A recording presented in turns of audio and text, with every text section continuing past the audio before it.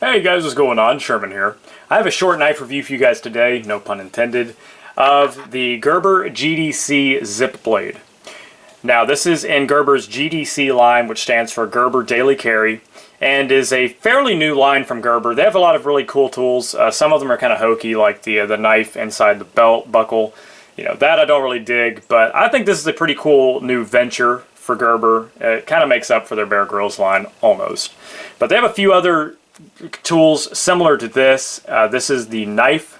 They also have a tool that's identical to this, but instead of a knife blade, it has some Torx bit drivers. Some of them have a bottle opener. One of them has just regular Phillips head and flathead screwdrivers. The bottle opener actually has a flashlight in it too. So, but they're in similar design. But this is the zip blade, called that because it's meant to be attached to a zipper. So, let's take a look at this. I'll give you guys the specs right off the bat. The blade is 0.68 inches long, legal in any state and pretty much any country. The edge is 3/4 of an inch long. So you're not going to do a lot of cutting with this knife, but it's just a really good backup cutting tool. When you have nothing, anything's good. So overall length, that is from tip to base of the handle, not including this little fob right here, is 2.26 inches, and then closed is 1.70 inches. Like I said, it is a very small knife. You can see it in the palm of my hand right there, and give a quick comparison to a quarter. Very small knife, perfect for an Altoids 10 survival kit. Like I said, it's just a perfect little backup, last-ditch cutting tool when you have nothing. So like I said, it is meant to be carried on a zipper. Attached to the handle is this kind of chintzy nylon fob. I'll probably replace that with paracord. And then you have this side release buckle attached to that, which is a very nice side release buckle. It's kind of unusual looking compared to some of the other ones you've seen, but it's very easy to operate, where some of them are kind of difficult. And then you have this piece of nylon string here that you would attach to a zipper, whether it be a jacket zipper, a zipper on some of your gear, like your backpacks, or it doesn't have to be a zipper. It could be a keychain or anything like that. Or you don't even have to use it. You can just cut that off and just carry this in your pocket, or like I said, put it in a survival kit. So you don't have to worry about Gerber's mystery steel. This knife actually has a blade steel. The blade is 7CR17 steel. It's in the MOV stainless steel family.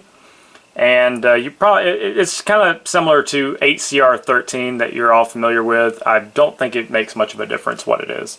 It's pretty much going to be identical to 8CR13. And the handle material is kind of that folded over design. Almost looks integral. So it's folded over steel, and that steel is actually 3CR13. So it had to be some kind of high grade or higher end, not high end, but like higher than just pot metal, because of the locking material. So the blade is a Wharncliffe design, meaning that the edge is just straight. There has no curvature to the blade whatsoever. It's just a straight edge like a razor blade. And it kind of has a sheep's foot design up top here. So kind of a modified sheep's foot blade. It is very wide. I kind of like that. Black coated. And the handle steel here is kind of a titanium nitride finish. And it is a frame lock. So pretty cool. And I know this may sound silly, but there is no blade play up and down or side to side. I just wanted to mention that because, no matter how small or minimalist the knife is, you want to make sure that the build quality is up to par. And this is made very well. So, it is a two-handed operation. The blade does have a small nail nick up top. It has a detent ball that has a nice detent. Locks into place just like so. And it's very hard to disengage two-handed, so it's pretty much a two-handed operation knife both ways. But that's not a problem. You do have this kind of washer around the pivot area. They are anodized lime green, which I think is very attractive, my favorite color. And then the handles, like I said, are that titanium nitride kind of gunmetal gray, which is kind of a staple for Gerber nowadays, is the gray and lime green. I like it. I think it looks good. You have a double pivot system, very beefy, big pivots. It looks kind of cool. You have the Gerber etched on this side, and then their logo etched on this side. The ergonomics, I mean, it's kind of silly to bring up, but you know, you want to make sure it's comfortable. There's no sharp edges anywhere on this knife, so it is very comfortable to hold. You're not going to get much of a grip on here. You can make a lanyard for it, I guess, if you wanted to make it a little bit more comfortable or a little bit easier to hold, but you do get a fairly nice 3-finger kind of grip going on. But like I said, you're not going to be doing a lot of heavy cutting. Probably the mostly you're going to do this is like a pinch grip like this, and you know, cut open boxes, cut open packaging of some sort. Like I said, it's just kind of a last ditch knife you'd use if you just had nothing else. So it works great at that. But that doesn't mean it's not sharp. Out of the box, this was very sharp. Let me get a piece of paper here. I can kind of do a cutting test for you. It came very sharp. So just because it's a small blade doesn't mean it is to be underestimated. So it is small, but it is very sharp. And all I've done was stropped this out of the packaging. So this is not straight out of the packaging. All I've done was stropped it, but it was very sharp.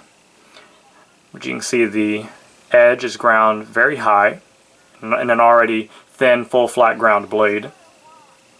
And it should maintain that edge for a while with that good blade steel.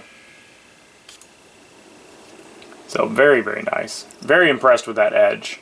This is backed by Gerber's lifetime warranty, which is also pretty cool.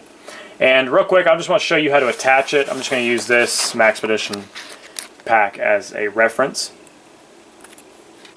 What you do is you take that little loop. My camera went out of focus for some reason. You're going to put it through the loop in the zipper. Bring that through just like so. And then just attach your knife. And like I said, if that was the zipper on your jacket, you just reach down, release the buckle, and get to cutting. So very simple, very easy to use. Real quick, let me compare it to, I already showed you next to a quarter. Let me show you next to a full-size knife, the Kershaw Groove. Very small blade. The entire knife can actually fit on the blade of an average size knife. But as you saw, it is very sharp and it is built very well, so you're not going to have to worry about the build quality. But very cool little blade.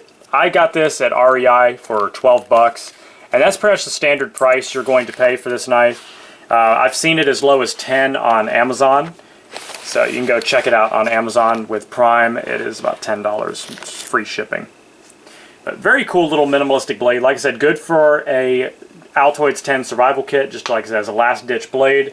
It's good for a keychain knife. It's good for, like I said, carrying it on your backpacks just to have another blade. It's just built really well.